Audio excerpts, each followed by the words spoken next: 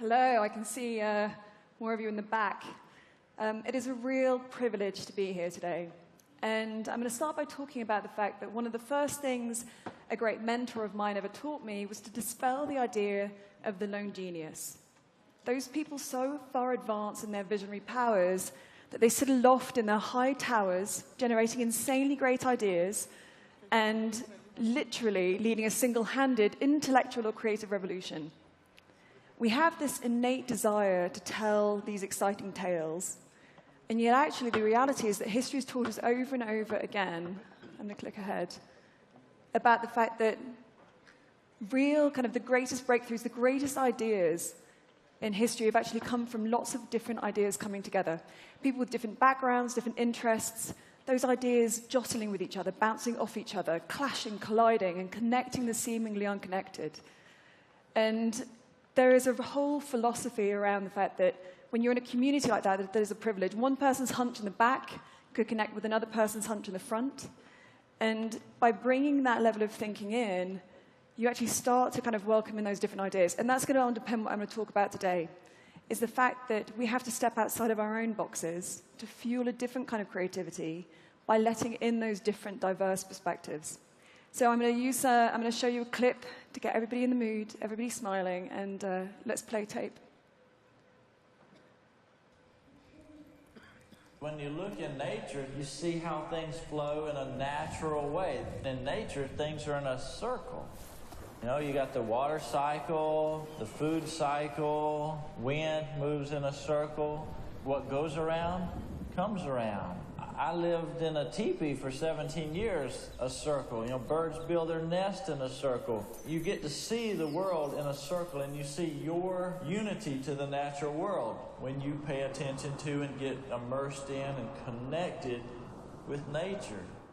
And if you look at the modern world, you know, it's not so circular. You wake up in the morning, you're sleeping in a square. You step out into a square room, and you walk through a square door, and you walk to your table that's a square, and you pour your cereal out of a square box. And pretty soon you get in your little square and you go to your little square building, and you probably get into a square elevator. When you go upstairs, you get in your little square room and you sit in front of your square screen and you punch on your square keys. You know, you have a square day. That's not very well rounded. The world of nature is all about the circle. And you look at the punch card, time clock, plastic cookie cutter world of modern, normal America, and I think, do I want to be normal? There is a better way.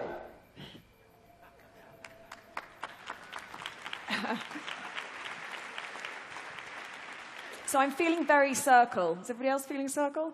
So I'm going to talk a bit about what I'm trying to solve for.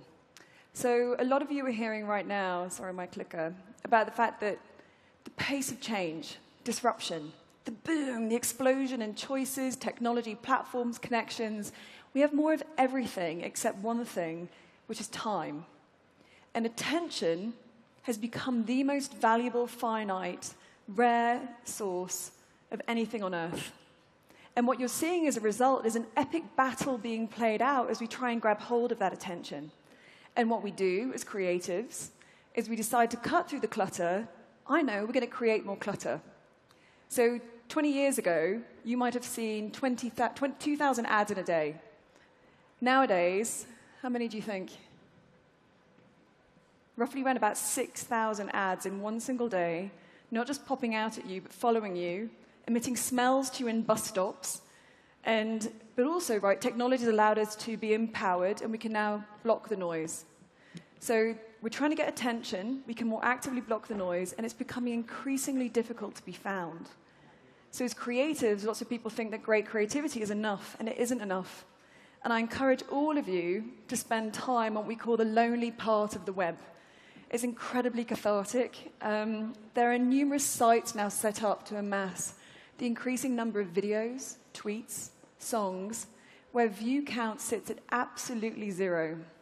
Sad Tweets is my favorite. You should go on there sometime. And it's my job in this mix, and a lot of your jobs in this mix, to not keep bombarding, to not keep interrupting people's lives, but to try and find creative ways to bring people in, to meaningfully engage. And One of the things we often don't talk enough is so many brands right now are operating like brands, not human entities capable of two-way interactions, and yet the people you're serving are human. And the one thing we don't talk about enough is that the more technological and complex the world becomes, the more human brands are going to need to be. Because the one thing that hasn't changed in all of this disruption is people. We still love, and we want to be loved. We still worry about the future and change. We still wake up every day hoping that today will be better than yesterday. And the very mechanism that we have used to make sense of the world around us in all of this time has been the power of story. Stories help us fuel our curiosity, play out our hopes, our fears, or to just create joy.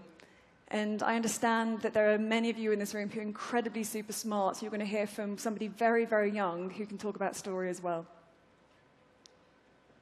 This book is dedicated to Delia Arana in her honor of completing the 1,000 Books Before Kindergarten program 2016.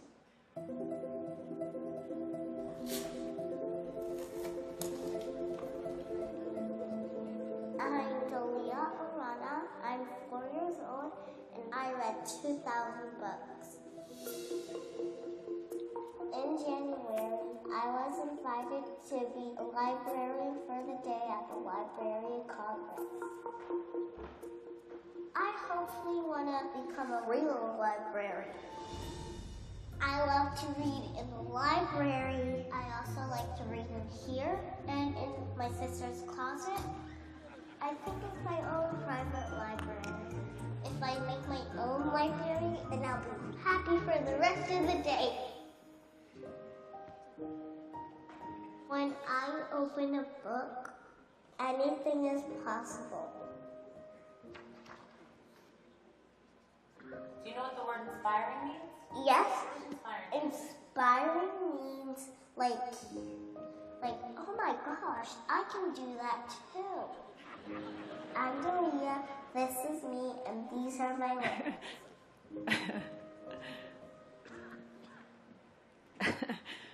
She's phenomenal.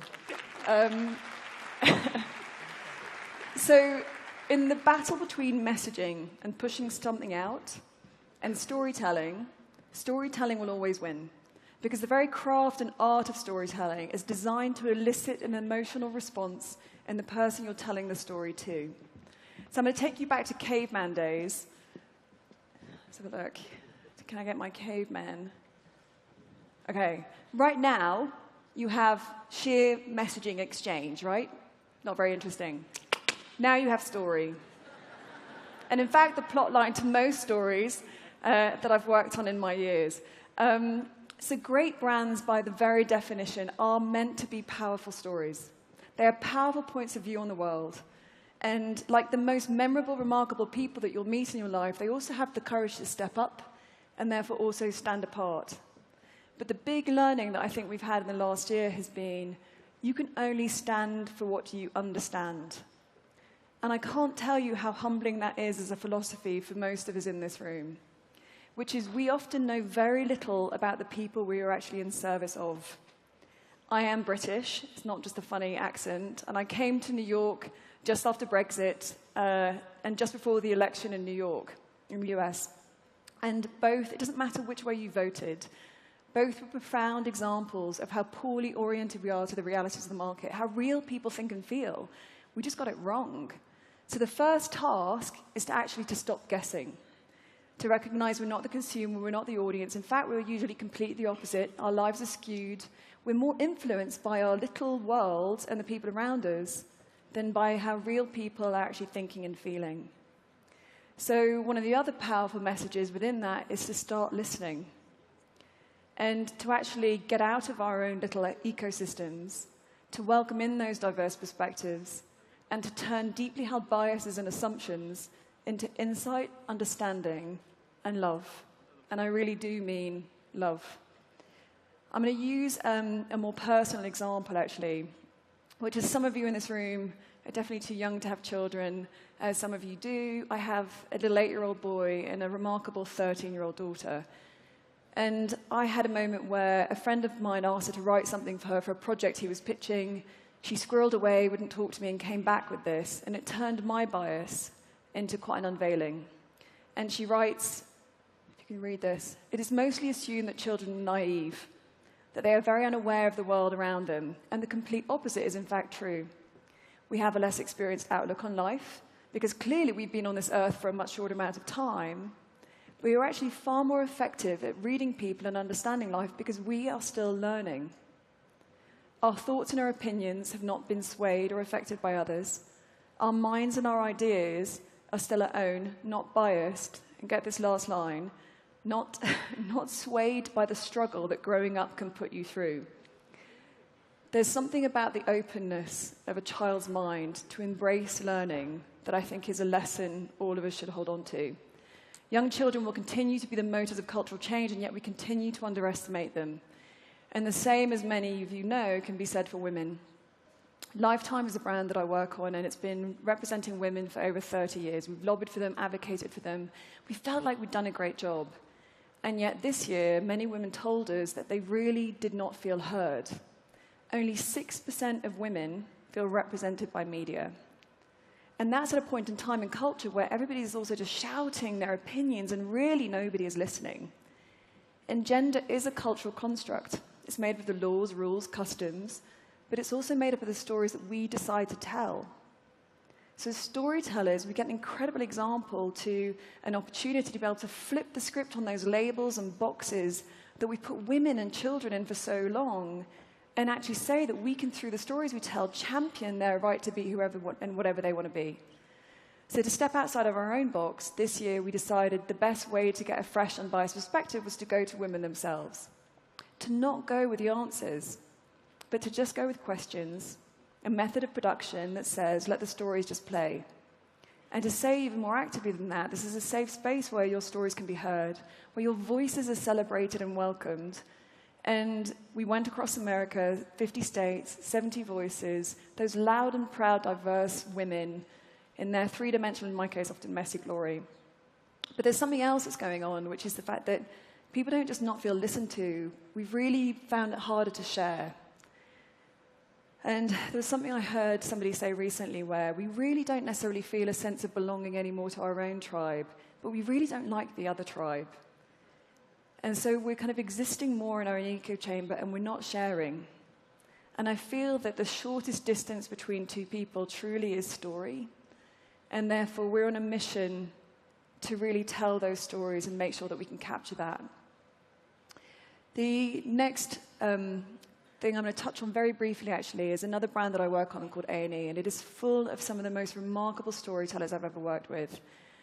And it really is based on a very simple belief that hiding in plain sight are remarkable stories of humanity, stories of struggle, grit, hope, determination.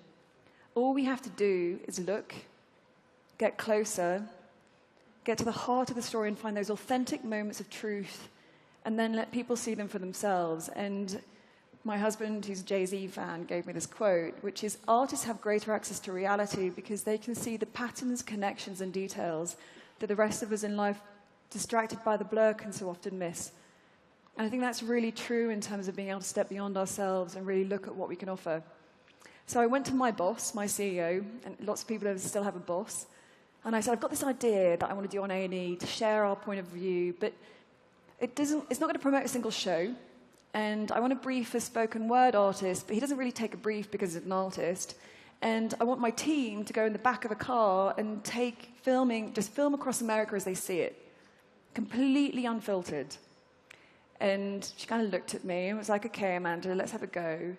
And let's play the clip that came through.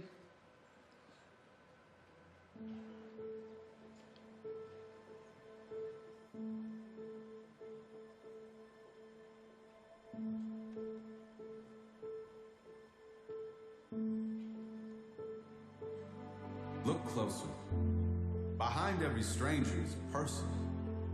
The stories are different, but the journey is the same. We're too caught up on the places or the faces or the names. And when you focus on the differences, it's easier to blame. 'cause it's hard to see the picture when you're hung up on the frame. America's a work of art because of struggle and pain. From the crowded city streets to the Rocky Mountain plains, our country is alive, and the spirit still remains. So the highways twist and turn across the map like they were veins, connecting us together even when we can't agree. 'Cause our common ground is that we have the freedom to be free, to take responsibility for who we choose to be, to find a compromise between the things that we believe. 'Cause despite our disagreements and the ways we've all felt, if you stop and look close enough, you might just see yourself.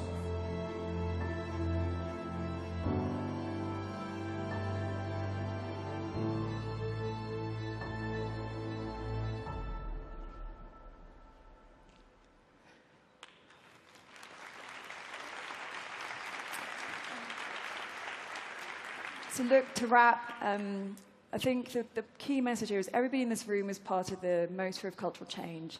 Right? I'm doing it through creativity, but everybody here is going to step into their bold future.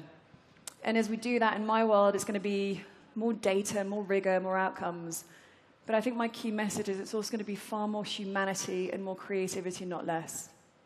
And the very definition of creativity is to transcend traditional ideas, rules, and patterns to create something meaningful and new. Not just new, but meaningful and new.